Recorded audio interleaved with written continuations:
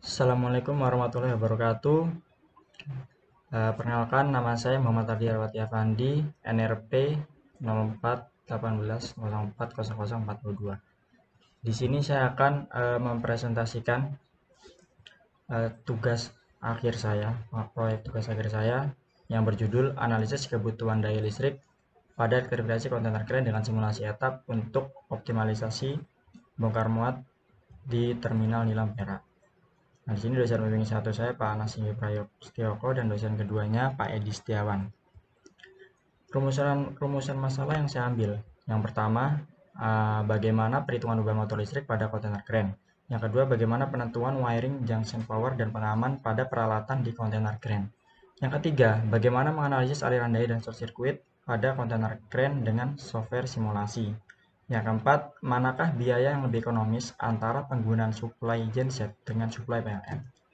Ini proses ketika saya melakukan pengambilan data, saya datang langsung ke terminal nilamnya untuk melakukan pengambilan data, ditemani oleh staf teknik PT Bima.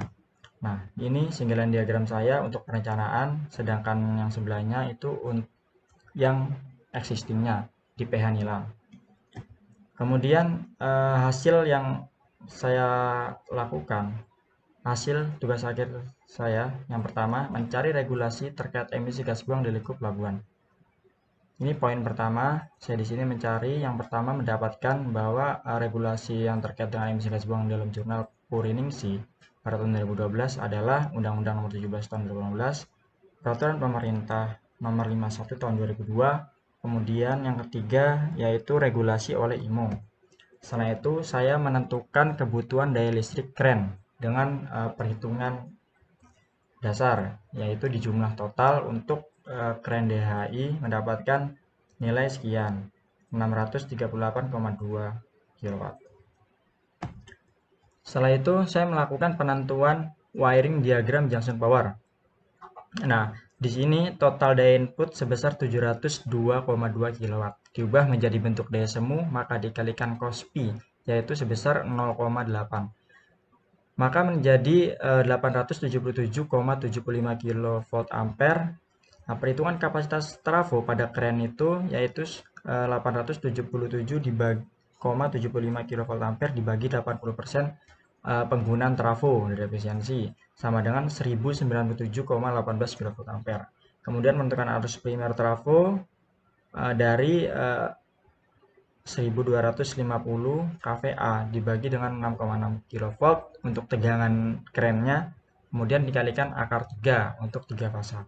Ketemu 109,3 ampere. Nah, di sini saya menentukan kabel dengan KHA 136,6, ini sudah dikalikan dengan standar puil yaitu 125%. Jadi kabel yang dipakai itu N2 XSEBY 3 kali 35 mm dengan mas menapangnya dengan KHA 174 ampere ketika kondisi underground di bawah tanah, inground. Selanjutnya penentuan trafo dan circuit breaker. Untuk penentuan kapasitas trafo di sini saya berdasarkan standar PUIL tahun 2011 bagian 2.2.8. Di sini dengan menggunakan rumus kapasitas beban dibagi 80%. Kemudian ketemu kapasitas trafonya. Berdasarkan perhitungan di atas, kapasitas trafo sekurang-kurangnya 2332,75 kVA. Sedangkan yang terpasang yaitu 2500. Maka hasil ini sudah dikatakan aman karena menilainya masih 80% dari persentase beban. Lalu untuk penentuan sirkuit breaker saya juga menggunakan standar PUIL 2011 poin 2.2.8 yaitu arus maksimum dikali 115%.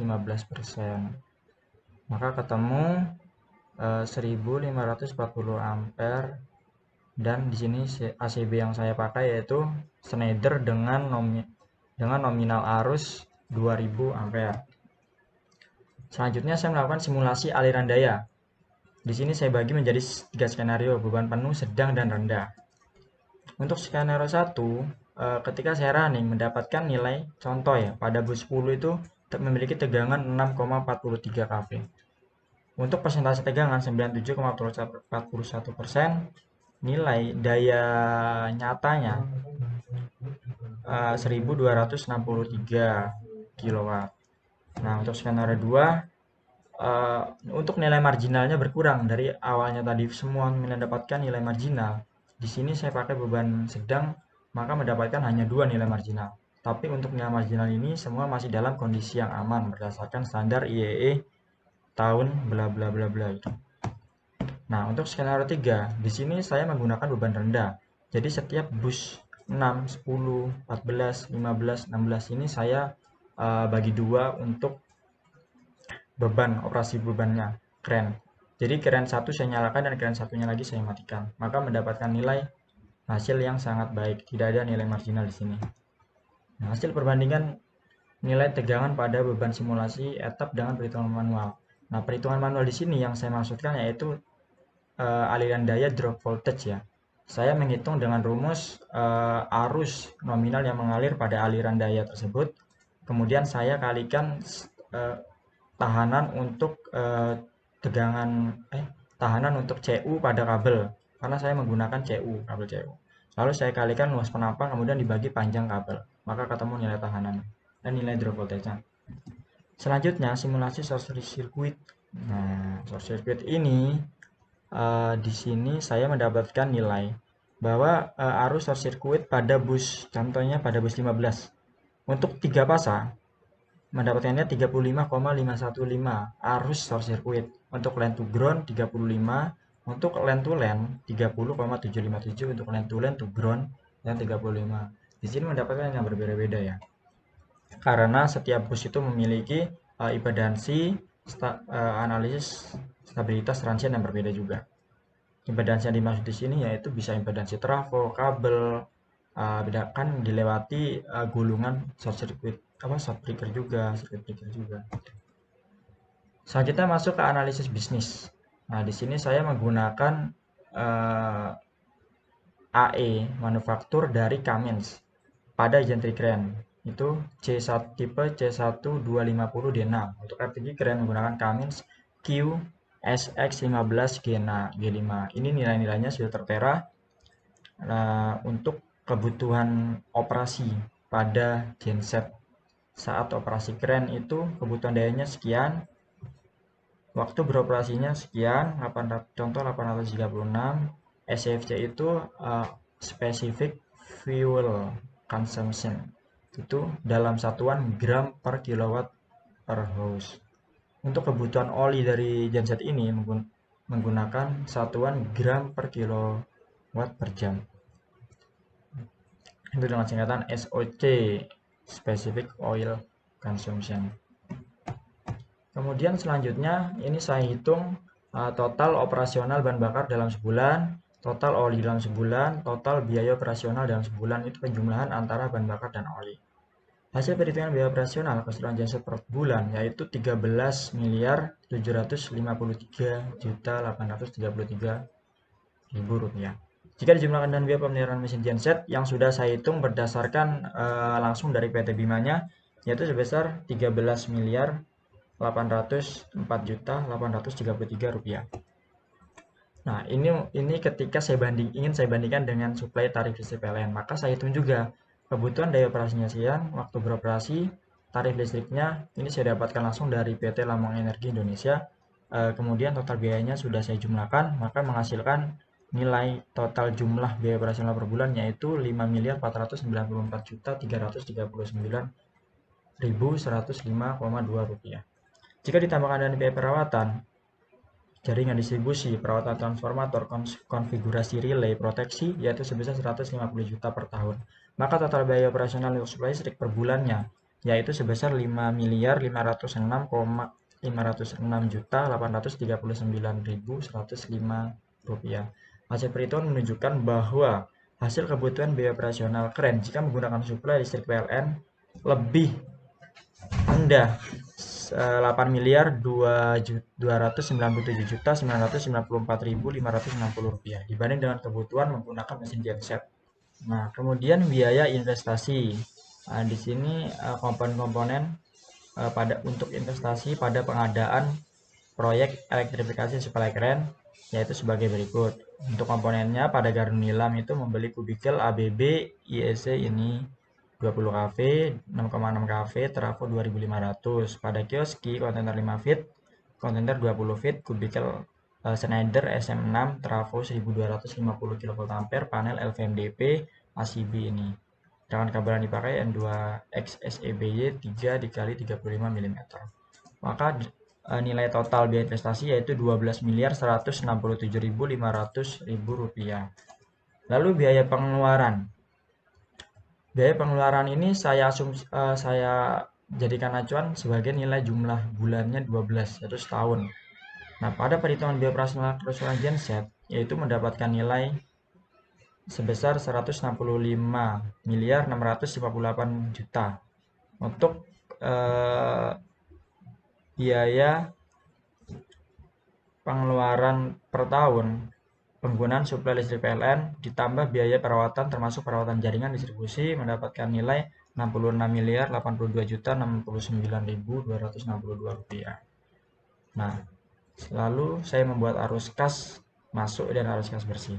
Berdasarkan hasil perhitungan, pada proyek arus kas dapat dilihat bahwa pada tahun pertama nilai arus kas bersih senilai Rp87.558.830.738. Jadi, pada tahun pertama hasil proyek elektrifikasi kren di Terminal Nilam sudah mendapatkan keuntungan.